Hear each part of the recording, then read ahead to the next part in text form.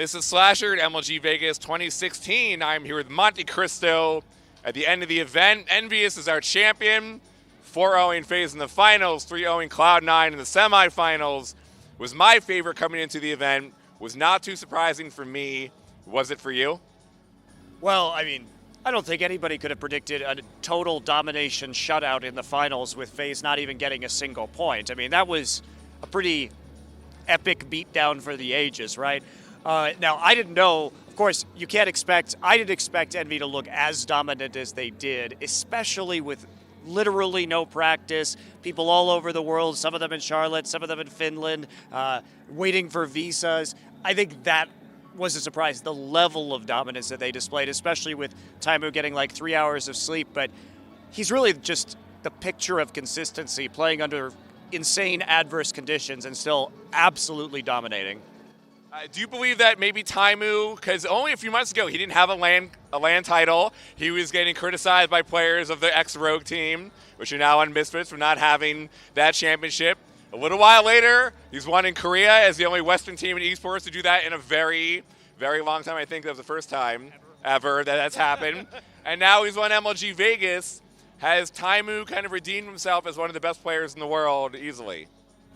In my mind, I mean, obviously, I think when we take a look at Envy, we have to say that they won the jackpot in this meta, right? With everything that went right for them. It's going to be interesting to see what they do if and when the meta changes to different non-hitscan DPS players. But in a world where he can just play, McCree or Roadhog, I mean, he was the best hooker in Vegas this weekend, hands down. So if he could keep doing that, then I think he's in a good place, right? I mean, Taimu seems like he's ahead of his other DPS compatriots like Surefour and Mendo, who both have tried to have Roadhog on Cloud9. And it seems like this has been an issue for other teams where Taimu has been able to excel a little bit further. Well, sure, but in a world where we have a lot more Tracer dominance or Genji dominance or Pharah dominance, that's where you have to question how deep does the hero pool for Taimu run? Is he a talented enough player to go into more of these other projectile or different kinds of DPS heroes, right? Because that's what we need to see. Sounds like Envy is going to keep Mickey now, at least from early indications. So that means somebody's going to have to step up and fill that void on a long enough timeline. If Tailspin and Taimu don't have personal issues, right, and Tailspin leads the team and Envy just happens to have an opportunity to pick up a dedicated D.Va and Zarya for OGN and Vegas, are we talking about a two-time Taimu championship right now? I don't think so. I don't think they could have won with Tailspin. In retrospect, they wouldn't have had the same tools that they had to work with. They sort of picked up one of the best D.Va players in the world at the right time. Not to mention that you couldn't know how the synergy would have gone, especially with a player like Mickey, whose English is mildly conversational, but certainly not fluent.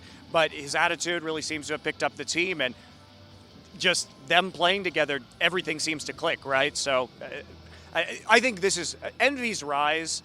I think is really one of the truly remarkable stories that I've seen in esports. So unlikely that they would have been able to make all of these changes, that the stars aligned, the patches aligned, the players aligned, everything worked out. And even when they were selected by Rogue going into the playoffs at OGN, looked like it was going to be an easy win for Rogue, and absolutely was not the case, right?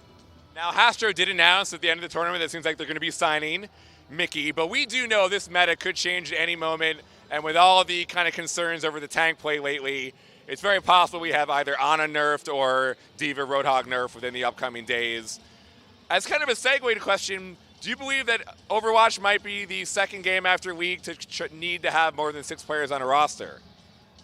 I think that'd be a great idea. I think we're going to see it inevitably. A lot of the roster moves that we've been seeing in Korea were meta appropriate. For example, we just saw LW Red win over at IEM Gyeonggi, right?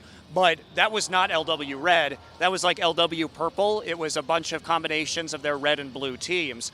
And when you have these different players that can be good in different patches, it seems wise to me, if you have the resources, why not just go for more depth in the scene? Plus, I think it creates a good competitive environment in League of Legends that encourages players not to slack off, because there's always the next guy up, the next guy who can replace you on the roster. So the more players you have, the more talent you can develop, and the more options you have in the future. So as we move into a bigger Overwatch scene, the Overwatch League spinning up, wouldn't surprise me at all. Now, we're not even up to 2017, and it really pains me to ask this, But are we already living in an Overwatch world where NA is the third weakest region behind Korea and Europe? Because Envyus, look, is still a European team, does not count, no matter how much I want to credit them as American, they stay as a European team. Is NA third? I think yes, but again, we can talk about this. I believe that from looking at Blizzard's announcements about Overwatch, that we're not going to have region locking when the Overwatch League starts. So if that is true, NA teams better get used to having 6 Koreans on the roster, because 100% we're going to see like full Korean rosters moving over. Really think so? Absolutely. Did you think this is going to end up like League of Legends?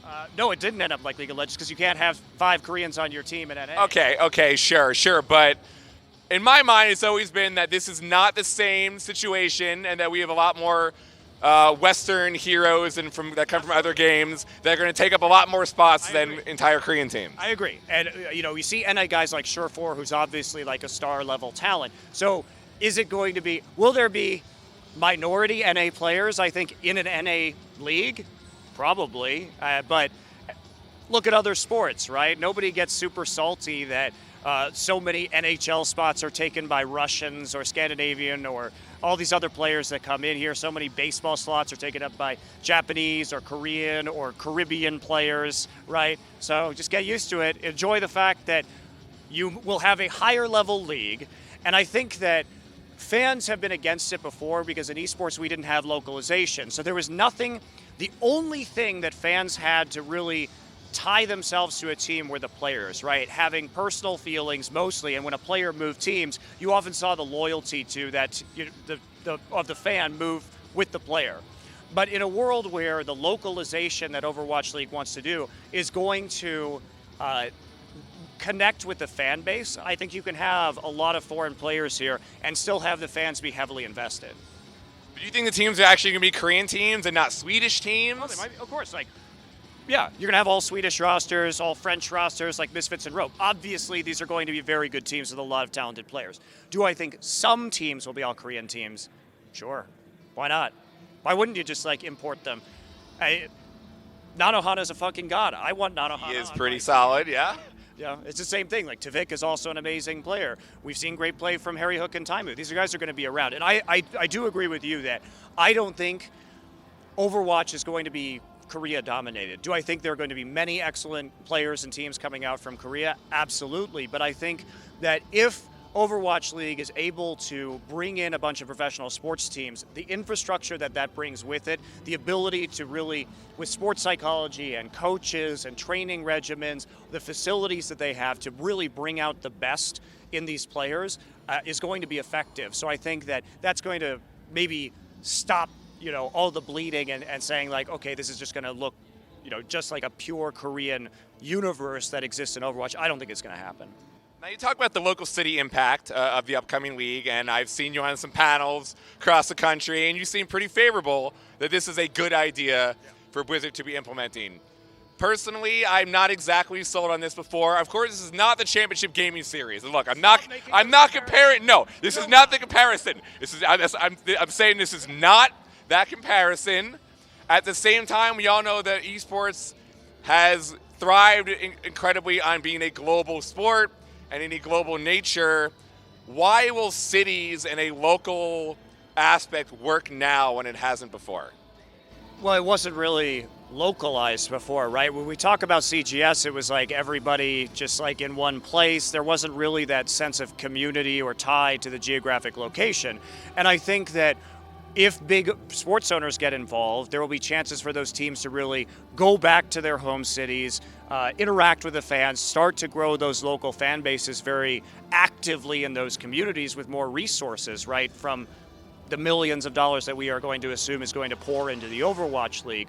So I think the time is right now. Is it home and away game time yet? No, I don't think the fan bases are going to be big enough, but in a few years, we need to start moving in that direction, because I think that again, it's hard for teams to maintain fan bases because they're so dependent on the fans being fans of the players rather than the fans being fans of the team because they're local to where they're from, right? I'm a Denver Broncos fan. I grew up in Colorado. It's my team. It's always going to be my team, right? But it's because I was raised in that environment that I am a fan of this team. And I like other teams too, but it's not the same way that I feel an attachment, right? And that, I think, is very important to develop. I also think that we're not going to lose fans by localizing. The fans that already exist, let's say like Chicago Cloud9. Okay, I'm a Cloud9 fan. Los Angeles, bro. Whatever, LA Cloud9. So I'm a Cloud9 fan. Well, if I don't live in LA, I can still be a Cloud9 fan because I was before. Or if I live in Chicago, I could be a Chicago FaZe fan if FaZe goes there. So I don't think you're going to like see people not being esports fans or not being Overwatch fans because of this. But what I do think is that there are people a lot of people, and this is my theory, that are teetering on the edge. They're casual esports fans. And I think that this hook for them of having a local team is going to dramatically over time, over the next few years, increase the esports fan base, because I think many people need this in order to become more invested fans. Now, we haven't heard a whole lot of details about how this will work, but let's just say the entire league and LAN is in one centralized location, maybe in Southern California. Doesn't it make sense to have everyone at one time so we have the competitive integrity of a LAN league, but then you also need the local component studio format to have the home and away games? If you don't have the home and away games, what's the point of even having the local city aspect to it in the first place? Well, there's a middle ground, right? It's not either or. You don't have to have home and away games. What if over the course of the league, it would move from city to city as the tournament progressed? So all the teams are together, but it goes from each team's home city to each team's home city. And so you get a couple weeks or a week or two in every location where the fans of the local team can come out, see all the teams together, and start to like sow the seeds of that local fan base. So that's an option if home and away games aren't available, I think, besides just having it all in Southern California or Berlin like we see in the NA and EU LCS. Is there more potential for this to help out the non-endemic sports owners that Blizzard has been courting, like the owners of the Patriots and whatnot, more so than the endemic teams like Cloud9 or FaZe or Liquid? So I like what Blizzard is doing because I think that I want the endemic teams to survive very much. I want the management to stay there, because otherwise, if all the management and of these teams were sort of like ejected through money through esports of just saying like, oh no, Robert Kraft, the Patriots owner, is just going to buy in and like, screw all you people, we're just going to do it. Like, I fear for the effect that has on our industry. So I think, and from my personal experiences of talking to ownership groups of professional teams when I had Renegades, there was nobody who was like, Monty, we don't want you. They all said, you are necessary as management because we don't understand this space. So I think teams can and should be selling equity to these major sports teams to get the money to buy into Overwatch League, to maybe buy into League of Legends franchises down the line, hopefully when they do that in 2018. And they get their expertise and their fan bases, their reach, everything like that. But we maintain the same competent managers that we already have in the space who have in-depth knowledge of this industry. So I think by Blizzard announcing that they're franchising next year, it has actually forced a sort of shotgun wedding between the endemic and non-endemic teams. And I personally see this as a good thing because it was taking a really long time for a lot of these endemic owners, and I think they were overvaluing, they were putting very high valuations on their teams. And I think this is forcing them to come back down to earth, because if they want to get into Overwatch, they don't have most of the time the liquid cash that we presume is going to take to buy into this league, to bid into this league. So now they have to have that. So we're going to see basically, it's making things that I think were already going to happen move faster. So there's more concern from the endemic owners than before. I mean, we've already seen non-endemic owners use League of Legends and the LCS to kind of get their feet wet in esports. Now they'll have both the LCS and the OWCS. Can endemic owners maybe be taken over by these big sports teams and all their players given higher contracts? Possible if they don't buy in, right? If for an example, we don't see a team like FaZe buy in, what happens to their player contracts, right? I assume it'll go into some free agency period, or FaZe will receive contract buyouts for that. I've talked to lawyers, and people are concerned about a draft. There can't be a draft. There cannot be a draft in America. There has to be a players' union in order for that to happen. Otherwise, it's an antitrust, it's a monopoly issue, right? So until there's a players' union, you cannot have an esports draft. And that means that the players actually do have a lot of power. If the FaZe guys want to keep playing together and they don't make it into the league, they will be able to shop themselves to other teams and say, we want to play together, it's all or nothing, sign us all, et cetera, et cetera. So the players have a lot of agency, I think, in this process. Or at least I hope they will. In an ideal world, that's what I would like to have happen. So I'm not really concerned about that. And it's up to the teams. Like, get money, get into this league, or kiss your teams goodbye. And it's like, put up or shut up. I'm okay with that. Yeah, I'm okay with that too. Let the money flow, let it go. So you talk about a players union. Let's get to map drafts before we can even get to a players union. A lot of work to be done. So, there were some discussions over a few different things coming into this tournament. One of them being, of course, me personally being pretty outspoken on this topic about map drafts and map selections. I've spoken to a bunch of the players now after the tournament is concluded, having to go through some of the series with predetermined maps. Majority of the players still are not too favorable. Cloud9 also cited that in their semifinals versus Envyus, they got pre-selected their 3 worst maps, which were also Envyus' 3 best maps, and that did not make that series any easier.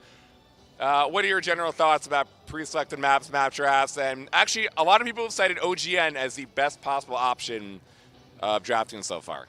So I am always an advocate of strategic depth, making sure that players have meaningful choices, because I'm a caster and I'm interested very deeply in those storylines. And I think those storylines really came into play, especially in the Apex finals, because there were some weird selections by Africa Blue. Like, I didn't understand why they chose some of the maps they did, and I think it really hurt them in that series. So I like it because we get more to talk about. We get more to think about, to chew on. So I'm in favor of that. Now, do I think that there's a best option that has been floated yet? No. And I don't want to see more pre-selected map drafts. What I do want to see is more experimentation while we're still in this very new world of Overwatch esports to find the best method going forward. I don't want to just commit to something right now, because I think it would have been a mistake to commit to stopwatch early on in Overwatch, because I think the time bank system is fundamentally better, and I think the Overwatch devs, Blizzard, had a good solution to that problem. Because I disagreed with you I said stopwatch sucks. You're like, we need stopwatch, but I like time bank. Now, do you like time bank? I like time bank. Great. So I think they found a good solution. I would like to see more kinds of map drafts. See, Apex experimented with it a little bit. There are complaints I have with Apex. We saw something different at DreamHack Winter. More experimentation with map selection, I think, is good. I do like at Apex that in any given best of 5, we got to see control, payload, and assault. Now, that said, one of the things I didn't like is that the first map was like a random control point, to which I might say, one solution that I thought of was you flip a coin. Okay, the winner of the coin flip selects either whether they want to choose the map type or the map itself. So let's say we flip a coin and I win, and I can either choose assault, control, hybrid, or escort, and then you get to choose. If I choose, escort, you can say Dorado or Watchpoint Gibraltar or something like that. So that way nobody really has a huge advantage going to the first map. Now, obviously that changes things, so you guaranteed would not have all 3 map types if it was a 3-0 in that series. But it's just something I was thinking about as a potential option, and something to play with maybe moving forward, something that maybe another tournament organizer would use. So I am definitely in favor of not having pre-selected maps, but I also like seeing all the map types. And from talking to the Blizzard devs, I agree with them that they would rather fix problems on the assault maps, because there are problems on the assault maps. But at the same time, maybe the most exciting map today was Volskaya between Fnatic and FaZe. It was super fun to watch. It was very, very tense, and we saw some unique stuff. And I think players tend to throw the baby out with the bathwater. They get angry and they're just like, fuck this, and like, we don't want to do it. And they're bitches a lot of the time, to put it strongly, but they have a vested interest in keeping the status quo. So what happens is the best teams have the biggest fan bases and the loudest megaphones to yell things at their audience, and they dominate in certain systems, and they are interested fundamentally in keeping those systems the same way so they can continue to win. But that's not necessarily what I think is best for the game. So I would like to see Blizzard fix problem maps, but still fix that, then maintain diversity in the game types that we have. I think also, it's a long answer, limiting map pool to a specific set of maps for a period of time.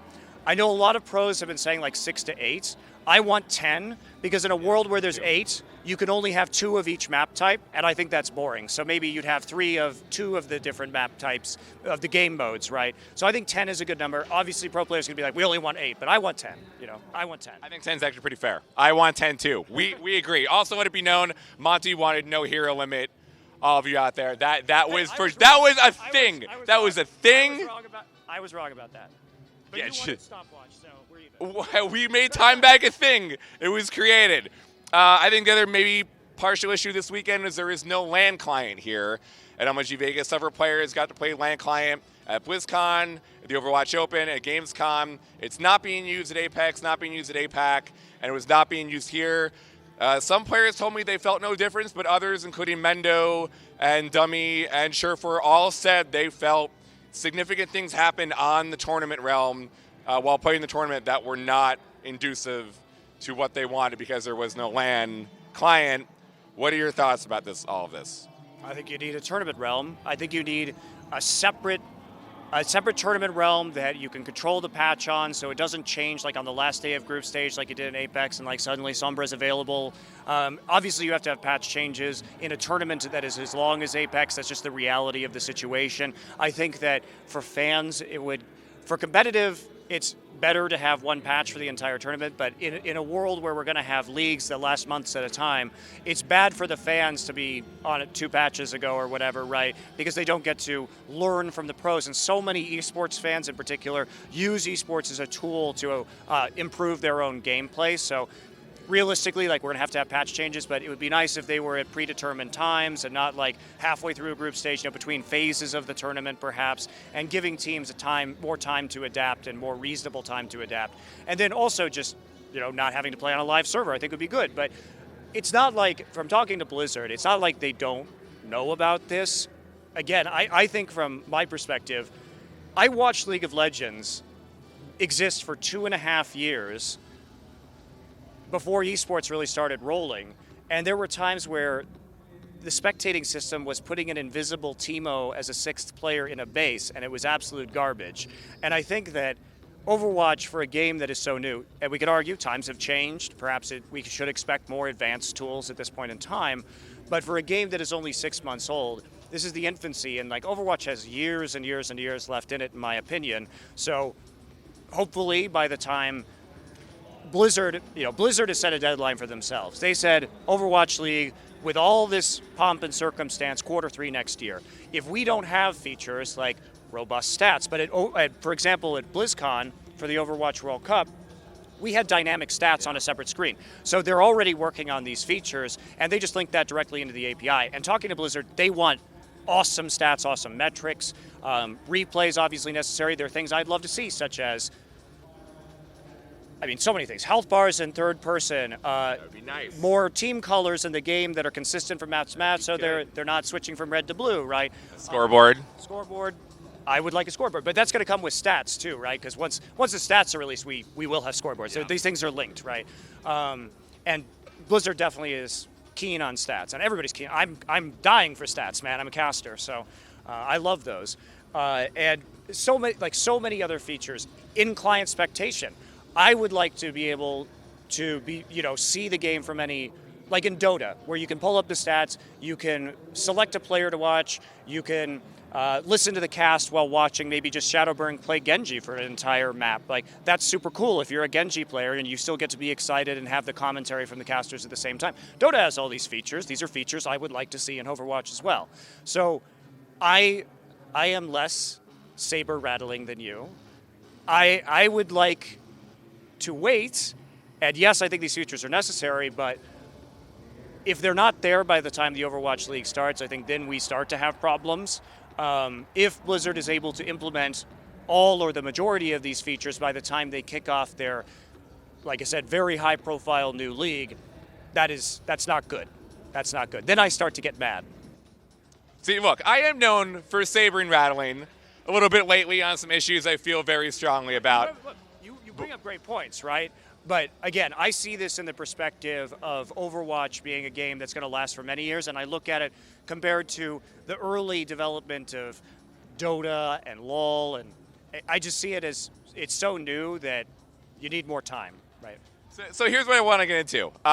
While I may be okay, I'm the interviewer now. All right, I'm the interviewer now.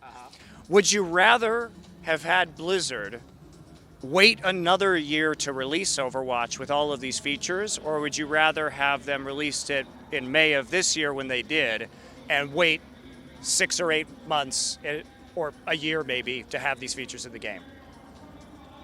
You know, it is a tough question. If closed beta had gone on longer, I don't necessarily think it would have been of detriment to the game. So maybe if they had postponed closed beta for 4 or 5 months, but then that closed beta went longer and the official release wasn't until maybe 9 to 12 months later, I wouldn't exactly have a problem with it. I could also point to a game maybe like Street Fighter V, which was rushed out specifically for an esports audience, and all the complaints against it are all the things that it doesn't have, like single-player content and like good gameplay because they rushed it out. So all of the esports stuff they tried to focus on was lost in the shuffle of not really taking care of the game. Now, Blizzard did a much better job on Overwatch than Capcom did in Street Fighter V. So the comparison is not exactly there, but I've almost felt like as the more we've seen video games in the last like 4 or 5 years, I'm okay waiting actually a little bit longer if the features are there closer to release than having to wait longer in the DLC kind of period afterwards. I feel like fans, like Overwatch fans actually in general, don't really care about this. It's just me yelling into the wind to nobody. I mean, I care. So. I mean, okay, sure, Monty, me and you. Look, I care because these features directly impact my ability to do my job, right? I can't do my job to the level I would like to do my job without many of these features, so I want them very badly too. Wait, okay, so here's my question now. Now, you said I was a snake rattler, which I am, but you inject deadly poison into your similar criticism of the game League of Legends and to Riot, where it feels like to me, on similar issues, you have been a little bit quieter while you've been in this space. Now, you tell me, is there any reason that you might be quieter about certain issues because they're done in Overwatch than if they were done by Riot and League, you would be more outspoken? So again, this is a very new game. It's not like we don't have replays 7 years in like we do in League of Legends, okay? So I see the problem as significantly more severe in LoL. Like, I mean, it's hilarious, right? It's terrible. Like, how much great content have we lost from not even having replays and been able to truly track a lot of these pro player careers? It's disappointing to me. Also, because the esports engine hasn't really revved up yet in terms of Overwatch. We're like the motor's like slowly starting to hum. And like I said, if by next year, when we start talking about truly like the big moments with Overwatch League and they start, Blizzard said they're going to expand it all over the world. If we still have this problem then, that's when I think it starts to get really frustrating. And I've been, pretty candid in this interview about how I feel about things. But I also don't, especially in the map pool issue, I don't want to lock into something that's wrong and then just have to deal with that for like a million years, right? I'd rather see different techniques and then be able to, select the best one, right? So it's really more that Blizzard gets some more time. Is that other companies like Riot have had a long time to go through things, and Blizzard has only had like 9 months to a year? And also, the esports scene, we know what Blizzard's plans are, and it's now time for Blizzard to put their money where their mouth is, in my mind, on a lot of these features. That's the critical point. Whereas this has been going on for years and years and years now. It's the biggest esport in the world in League of Legends, and we still don't have these features, and I find that embarrassing. But I do appreciate you implying that I'm a hypocrite. That's really nice. Well, I just want to make sure, as you talked about it publicly, you're not in the pockets of Activision, right? I know they pay real well, as you've been mentioning. They take care of you quite nicely. Just want to make sure they're not all connected at all. No. And the thing is that Riot spent a lot of time inviting me to international events, and I love League of Legends as a game, and I really enjoy casting it. But at the same time, Rod, I'm not going to compromise who I am, and I've always been somebody to push the boundaries on esports and speak my mind. It's that in this particular situation, I don't see it. I see it as an experimental period, a period for Blizzard to actually implement these features, and it's my opinion that I would have rather had the game released without these features in May and have this period where we have tournaments that are happening, more grassroots tournaments rather than developer organized events outside of the Overwatch World Cup, to move into next year rather than delaying the release date, not having a big pool of data available from the public servers, not having new players have a chance. Because right now, you have to remember with Overwatch League, if it starts towards the end of next year, then players are going to have a chance to practice for an entire year, and we're going to get a lot more new talent in that regard. The closer you had, the release of Overwatch to the start of the league, sure, you get the closed beta talent, you get the TF2 guys, but we might not have gotten like a lot of the new players, and who knows who's going to be coming up through the scouting features. So I personally find that more valuable. But I agree with you, these are troubling concerns and ones that I share, and I hope that this is going to be fixed within the coming 6 months. Well, it's good to see you're on my side. Got to have at least... I don't see how I couldn't be. At least one fan. I love your new show, by the way. I'd love to come on. I think your co-caster is a huge fan of mine. I think he would definitely agree with this. I'd love to have you on, too. I would enjoy watching you two go head-to-head. It's always a great time. So it's been a long time, actually. I'm glad you're down for it, because some people like to avoid conflict, but you don't. I respect that about you. Oh, no, I don't at all. I go head-on. It takes me nowhere, and I keep going down. Hey, that's okay. It's okay. I hit bottom, too, man. I got ejected from my game, like... I mean, I'm about to get ejected from mine, where it hasn't even really started yet, so... Thank you, Monty, for giving me that head approach. Monty, MLG Vegas 2016, thanks for having me. Yeah, thanks a lot for the interview. It's been good. Saj here at the end of MLG Vegas 2016. Go to Yahoo Esports for coverage all weekend long.